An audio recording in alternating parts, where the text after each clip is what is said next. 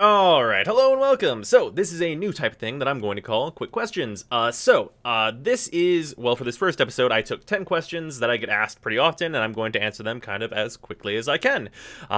But for future episodes, if you are on the Discord or would like to be on the Discord, which there will be a link in the description from now on, there is going to be a new text channel called Quick Questions. So if you'd like to submit questions for this, you can do so there. Preferably ones that can be answered quickly, but either way, really. Questions that I find really interesting, stuff like that, might get picked more often. But basically, this is going to be where I can go through a lot of things that get asked really often so that you guys can get your answers and send people to where the answers are, I guess, if you'd like to do that. So, with that out of the way, let's get started. So, question number one that I get pretty often is where do I level Archwings? So for Archwing leveling, the best place if you actually want to play any Archwing or don't mind playing Archwing is Silesia on Neptune. This area has a very high spawn rate, and this mission is very, very easy. Any of like the halfway decent Arc weapons are totally fine for this, even melee only. You can level all kinds of stuff here. Bring 4 people if you can, just to increase the spawn rate that much more, and murder to your heart's content and stay within affinity range of each other, which is pretty simple. The alternative method for this, though, is to go to Uranus on the C-Lab tile set, generally Ophelia, because this is a survival and you can get a lot of enemy spawn rate, and the tiles that it spawns on Ophelia are generally pretty good for this.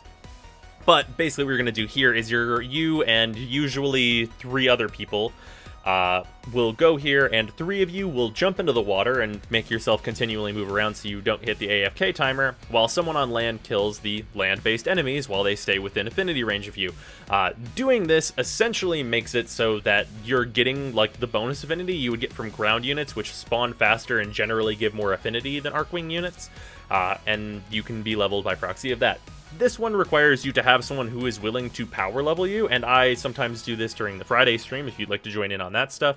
But yeah, if you've got someone that is willing to help you level your Archwing stuff, this is the absolute fastest way to get your Archwing stuff leveled, and is of course the best if you don't want to actually play any Archwing if it makes you sick or something.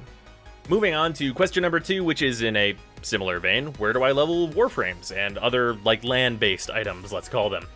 So for me personally, I always go to a COD, because a COD is very laid back, gives a good amount of affinity, and it's really populated, which is a really good thing to note, because getting parties of 4 is important because you get a much higher spawn rate when there are 4 of you around. So just randomly matching into a COD, generally it goes very well. The mission is very simple, bringing just one thing to make sure you can complete it, like just bring a Sonic Ore, just bring a Static Ore, just bring melee weapon of your choice. That kind of thing. Just bring one item that can complete this mission on its own, and you'll get a lot of affinity from that. The other option to this is that there are structured groups that will run Berenia, which is slightly faster in terms of leveling, and there are lots of different comps that can actually succeed at doing the fast leveling here on Berenia, but unfortunately I don't have too much time to go into that. So, moving on, again, in a similar vein, where to farm Oxium. So, Oxium really only has one spot that's any good for farming it right now, and that's Ball. Ball, the strategy here is you do the mobile defense targets like you normally would, but then you just stick in the mission. Generally, you're going to want to find a tile that wants to feed you enemies very consistently, and this changes, and there's a lot of placement-based things, but basically you and hopefully 3 other people are just going to sit in this mission, and this mission has a abnormally high amount of Oxium drones in it, so you just let them filter in and kill them. You can get hundreds on hundreds of Oxium very, very quickly here, and it is by far the best place to do it. Once again, in a similar vein, where is the best Endo farm? So I've done a video on this in the past, but it's worth mentioning some changes that have happened since that video. So Vodyanoi is by far the best group Endo farm, and the meta, which I will kind of very vaguely mention, I suppose, is a Blessing Trinity that has maxed out efficiency, and 3 Desecrate Necros, which have Ataraxes or other slash-based weaponry to kill with. Atarax is my preferred for that. With that, you're cutting enemies into little pieces, and you can very easily get like 1,000 Endo every 3 minutes, which is very, very quick. If you're soloing, I would still absolutely say that over here on Pluto, Huracan is the absolute best, just doing 2 extractors and then getting out of there. That is my preferred place to go. And worth noting, I guess, while we're at it, a lot of people farm credits on Huracan by just doing 1 extractor and then leaving, but I don't think that's super efficient, and I prefer just to stay for 2 if you can.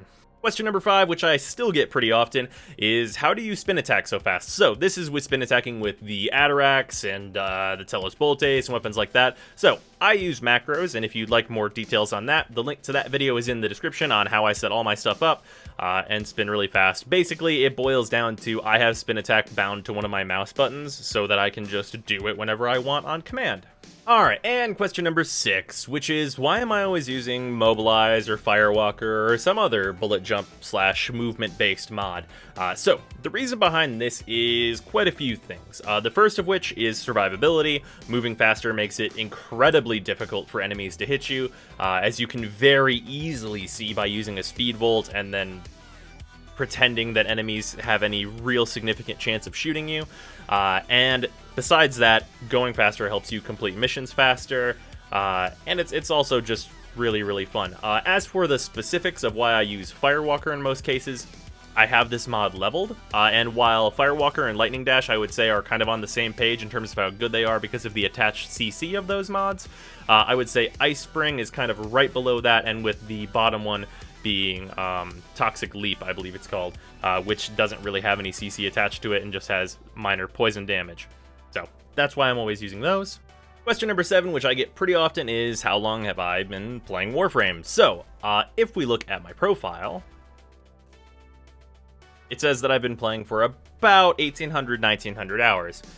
But if we look at Steam, it would have you believe I've been playing for over 5,000 hours. So the truth of this is that it's somewhere in between. Obviously, my on-profile time doesn't count whenever I'm like on the free-to-play accounts or any of that stuff, which accounts for roughly 100 hours of play. But mostly, the in-game stats only count your in-mission time and don't count the Simulacrum or any time you spent trading and any of that stuff. It's only your actual in-mission time. So with that, it's somewhere in the middle. If I had to take a guess about exactly how many hours I put into Warframe, I'd probably place it around 2,300, 2,400, if I had to take kind of an educated guess on it. Another question I get a whole lot is, where is the Simulacrum? Or that fancy testing room that I'm always in for the Why Would You Uses and such. So, you can get there by going to any relay, and in this case we'll be going to the Mercury relay. And we'll show exactly where to go from there to get into that room, and how you can get access and such like that. So, once you're on the relay, you can pause and then fast travel to Cephalon Samaris. Once you're up here, over here are Cephalon Samaris' rewards.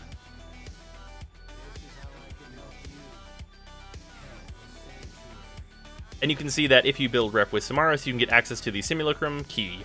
Once you have that, the entrance to the Simulacrum proper is right over here. And you can just enter that and you'll load right in. And then you are in the Simulacrum, as you might expect. As for my final 2 questions, the one that I've been getting pretty constantly, and I understand why, is when is the next weapons review? So, good news, that's this Thursday. That will be the melee weapon review, and I hope you all enjoy it a great deal. And for this first episode, the final question that I get an awful lot is, what is your outro music? And currently, my outro music is Shark City by Stephen Walking, and then how to spell all that is on the screen. So, with that, I'll see you guys tomorrow. I hope you've enjoyed this, and remember, if you go to the Discord, that new chat channel will be there if you'd like to submit your questions for future episodes of this, and I hope you guys had a good time. Later.